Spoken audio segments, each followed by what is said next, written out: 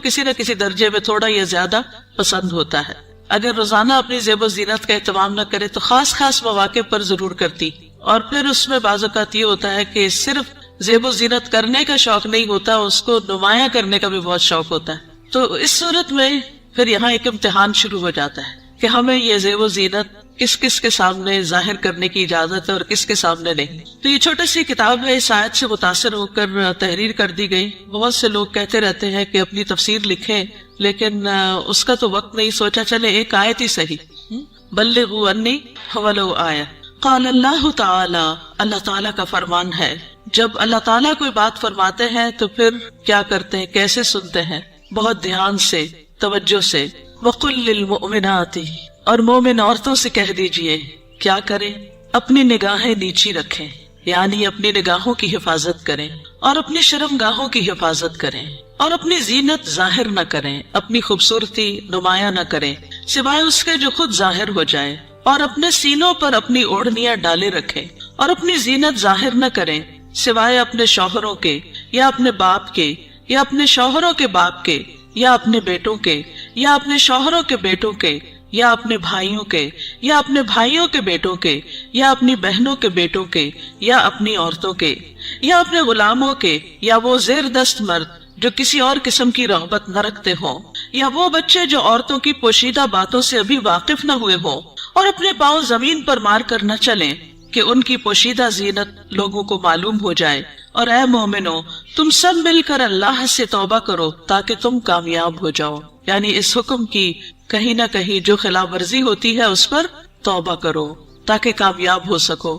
اس سے پتہ یہ چلتا ہے کہ اگر اس حکم کی خلاف ورزی کی گئی تو کہیں ایسا نہ ہو کہ کامیابی مخدوش ہو جائے. تو ارشاد ہے وَقُلْ لِلْمُؤْمِنَاتِ، اور مومن عورتوں سے کہہ دیجئے. پیج 3.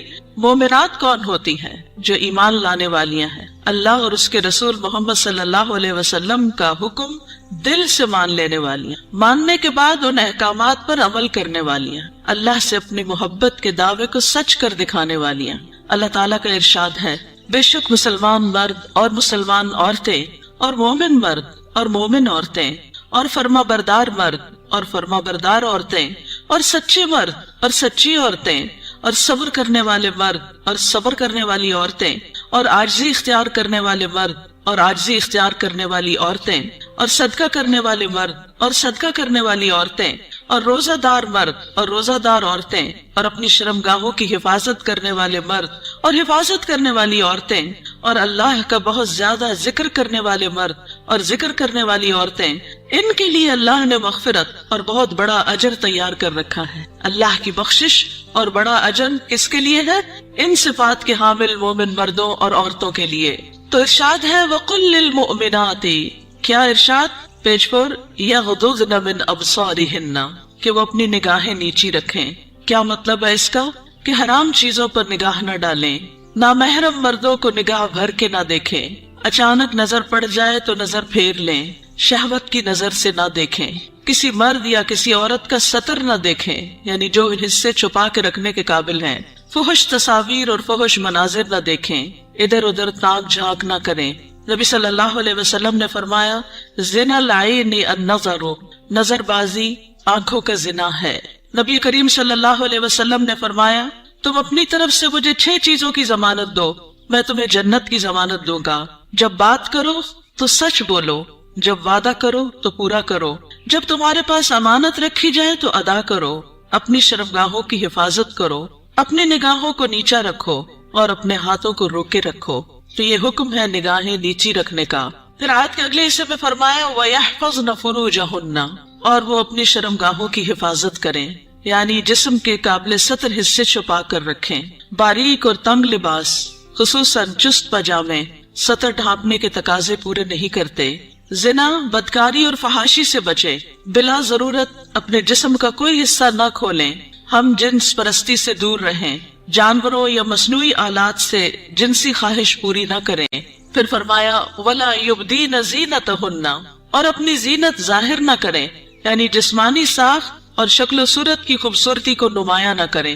زینت میں دونوں چیزیں آ جاتی ہیں، جسم کا فگر بھی اور شکل و صورت کی خوبصورتی بھی. پھر مصنوعی اور آرائشی زینت جیسے زیور، لباس یا میک اپ وغیرہ چھپا کر رکھیں، نان محرم سے باریک لباس نہ پہنے، گھر سے نکلتے وقت تیز خوشبو نہ لگائیں کیونکہ وہ بھی زینت کا حصہ ہے۔ رسول اللہ صلی اللہ علیہ وسلم نے فرمایا، 2 قسم کے لوگ جہنمی ہیں جنہیں میں نے نہیں دیکھا، وہ لوگ جن کے پاس بیلوں کی دموں کی طرح کے کوڑے ہوں گے جن سے وہ لوگوں کو مارتے ہوں گے، وہ عورتیں جو لباس پہن کر بھی بے لباس ہوں گی، مائل کرنے والیاں، مائل ہونے والیاں، گویا ان کے سر بختی اونٹ کے کوہان کی مانند ہو گئے، یعنی سر خاص طور پر اوپر، سروں کے اوپر مزید بالوں کا جوڑا بنا کے یا اونچے کر کے اس کو اٹھایا ہوا ہو۔ وہ جنت میں داخل نہ ہوگی اور نہ اس کی خوشبو پائے گی، حالانکہ اس کی خوشبو اتنی اور اتنی دور سے آتی ہوگی۔ یہ صحیح مسلم کی روایت ہے۔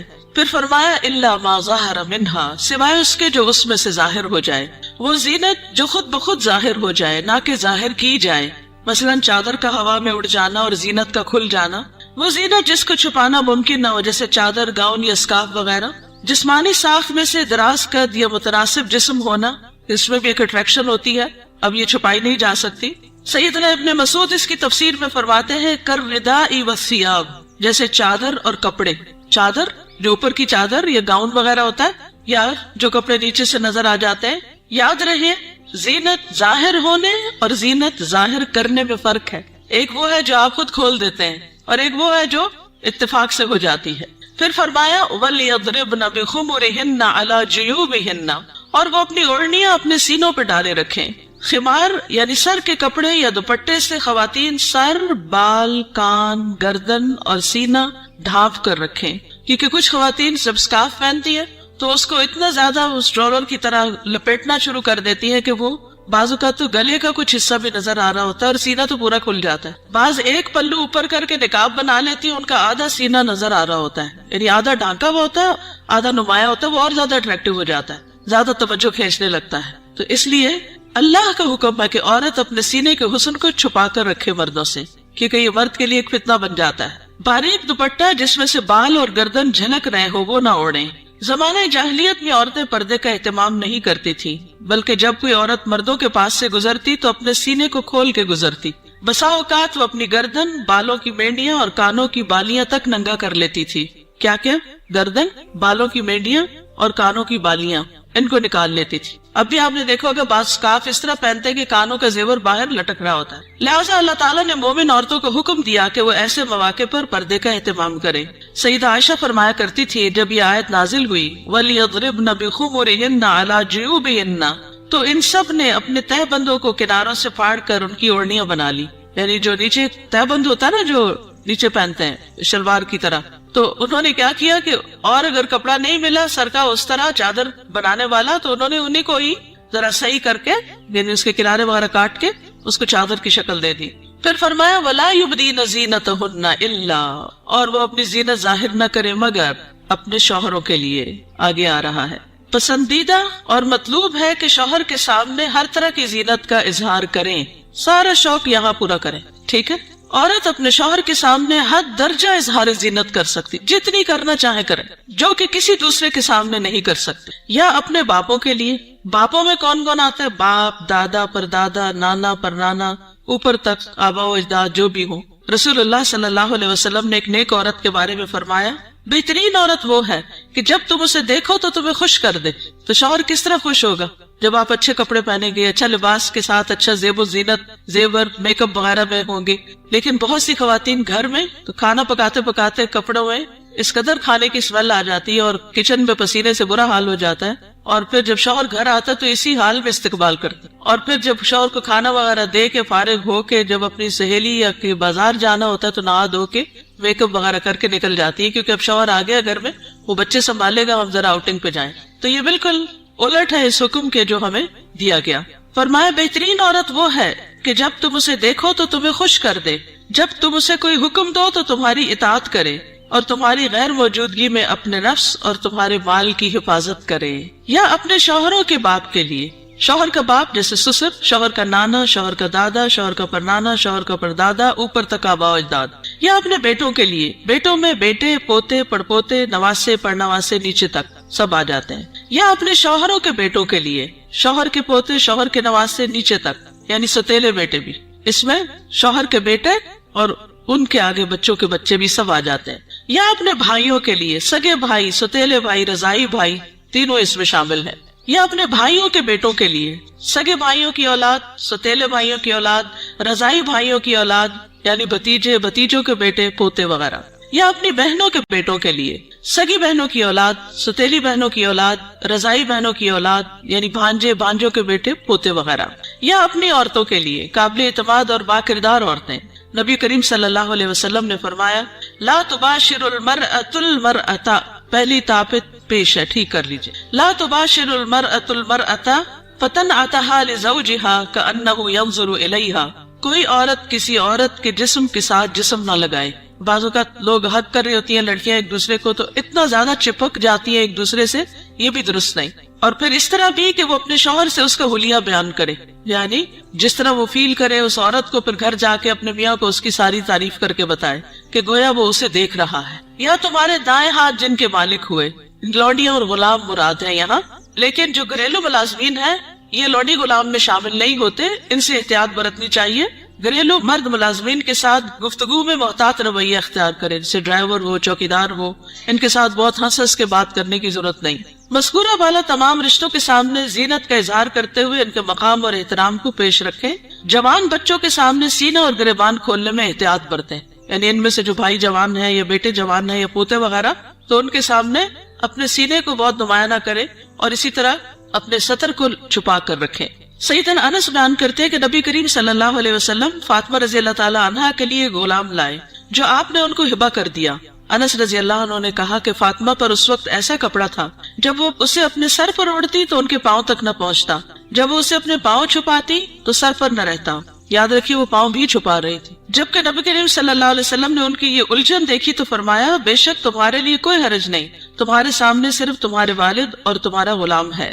اس غلام کا نام عبداللہ بن مسعدہ تھا، یہ فزاری تھے، سخت سیاہ فام۔ سیدہ فاطمہ نے انہیں پرورش کر کے آزاد کر دیا تھا رضی اللہ تعالی عنہا۔ اب التابعین غیر اولی الاربۃ من الرجال، یا پیروی کرنے والے غیر حاجت مند مرد، یعنی یہ کون سے مرد ہیں جن سے پردے میں نرمی اختیار کی جا سکتی ہے؟ نکاح کی حاجت نہ رکھنے والا۔ بعض ہوتے ہیں بچپن سے خاندانوں کے ساتھ لگ جاتے ہیں اور وہ پوری زندگی ایک بچوں کی طرح ہی ساتھ ہوتے ہیں، اور پھر بڑھاپے کی عمر میں ان کا کوئی اور ٹھکانہ نہیں ہوتا، تو وہ یعنی کہ گھروں میں اگر ہوتے ہیں ان کو گھر کی جو لڑکیاں ہیں وہ اپنی بیٹیوں کی طرح ہی ہوتی ہیں، اور ویسے بھی انہیں شادی کا کوئی شوق نہیں ہوتا۔ عورتوں سے رغبت نہ رکھنے والا، بدو قسم کا، بے وقوف بدو جس میں شہوت نہ ہو، بالکل بوڑھا۔ بعض اوقات ایسے بچے ہوتے ہیں نا، اسپیشل بچے کے جن کو کوئی مینٹلی ان کو کوئی سمجھ نہیں ہوتی، جنسی خواہشات سے آری، مخنث اور ہجڑے جن میں کوئی شہوت نہ ہو، یہ یاد رکھیے، کیونکہ بعض ہجڑے جو ہیں ان کے اندر سب کچھ ڈیولپڈ ہوتا ہے۔ لیکن ان افراد کے سامنے زینت کا اظہار کرتے ہوئے بھی احتیاط کا دامن نہ چھوڑیں، پھر بھی محتاط رہیں۔ غیر اولی الاربہ سے مراد وہ بے خبر ہے جس میں شہوت نہ ہو، یہ سیدنا ابن عباس کا قول ہے۔ اب الطفل الذین لم یظہروا علی عورات النساء، یا وہ بچے جو عورتوں کی چھپی ہوئی باتوں سے ابھی واقف نہیں ہوئے۔ نابالغ بچے جن کا جنسی شعور بیدار نہ ہوا ہو، جو کم عمری کی وجہ سے عورتوں کے حالات اور مخصوص اوصاف سے واقف نہ ہو، جن کو کوئی سمجھ نہ ہو پیریڈز کیا ہوتے ہیں، اور یعنی ابھی ان کی عورتوں سے متعلق جو خاص باتیں ان کو سمجھ نہ ہو۔ ابن کثیر کہتے ہیں جب بچہ بالغ ہو یا بلوغت کے قریب ہو اور ان چیزوں کو جانتا پہچانتا ہو، بدصورت اور خوبصورت عورت میں تمیز کر سکتا ہو، اگر جس دن بچہ ہے کہ نا ماما وہ بہت خوبصورت ہے، تو اسے عورتوں کے پاس نہ آنے دیا جائے۔ یہ ابن کثیر کی تفسیر ہے۔ کسی خاص عمر کی یہاں قید نہیں، بچے کی سمجھ کے مطابق احتیاط سے کام لیتے ہوئے زینت کا اظہار کریں۔ لیکن افسوس ہوتا ہے ان خواتین پر جو اچھے بھلے جوان لڑکوں کو گلے لگا لیتی ہیں، یا ان کے سر پہ ہاتھ پھیرنے لگتی ہیں، یا ہاتھ ملانا شروع کر دیتی ہیں، یہ بھی اس حکم کے منافی ہے، چاہے بچپن سے اس بچے کو آپ نے پالا ہی کیوں نہ ہو۔ وَلَا يَضْرِبْنَ بِأَرْجُلِهِنَّ لِيُعْلَمَ مَا يُخْفِينَ مِنْ زِينَتِهِنَّ، اور وہ اپنے پاؤں مارتی ہوئی نہ چلیں کہ جو وہ اپنی زینت میں سے چھپاتی ہیں اس کو جان لیا جائے، یعنی مردوں کو متوجہ کرنے والی چال نہ چلیں، یعنی چلتے ہوئے بھی ایک وقار کا خیال رکھیں۔ جھنکار والی پازیب نہ پہنے، یعنی پاؤں کا زیور ایسا کہ جو چن چن کرے اور بازار میں دوسروں کو متوجہ کرے، وہ نہیں پہنے، باہر گھر میں پہن سکتے ہیں۔ آواز پیدا کرنے والا جوتا استعمال نہ کرے، یعنی جسے بہت ہائی ہیل پہن کے پھر وہ ٹک ٹک ٹک سے سب متوجہ ہو جاتے ہیں، اس سے بھی بچیں۔ تیز خوشبو استعمال نہ کریں۔ ابن کثیر کہتے ہیں اس ممانعت میں ہر وہ چھپی ہوئی زینت داخل ہے جو حرکت کرنے سے ظاہر ہو جائے، اسی ضمن میں عورت کو خوشبو لگا کر باہر نکلنے سے بھی منع کیا گیا ہے کہ لوگ اس کی خوشبو محسوس کریں۔ زمانہ جاہلیت میں رواج تھا کہ عورت جب راستے میں چلتی اور اس نے پاؤں میں پازیب پہنی ہوتی جس کی آواز سنائی نہ دیتی تو وہ اپنے پاؤں زمین پر اس طرح مارتی جس سے مردوں کو پازیب کی جھنکار سنائی دیتی، تو اللہ تعالیٰ نے مومن عورتوں کو ایسا کرنے سے منع کر دیا۔ نبی کریم صلی اللہ علیہ وسلم نے فرمایا، ہر آنکھ زنا کرتی ہے، اور عورت جب خوشبو لگا کر کسی مجلس سے گزرتی ہے تو وہ ایسی اور ایسی ہے، یعنی زانیہ ہے۔ تو اس لیے خوشبو کے معاملے میں بھی احتیاط برتیں، ایسی خوشبو نہ لگائیں کہ جو پھیل رہی ہو، خصوصاً اگر آپ بازار سے ہو کر گزر رہے ہیں یا مردوں کے ساتھ آپ کا کسی بھی طرح کا کوئی انٹریکشن ہے، یا گھر میں کوئی ایسا رشتہ دار ہے کہ جو محرم نہیں ہے۔ وَتُوبُوا إِلَى اللَّهِ جَمِيعًا أَيُّهَا الْمُؤْمِنُونَ لَعَلَّكُمْ تُفْلِحُونَ، اور اے مومنو سب کے سب اللہ کی طرف توبہ کرو تاکہ تم فلاح پاؤ۔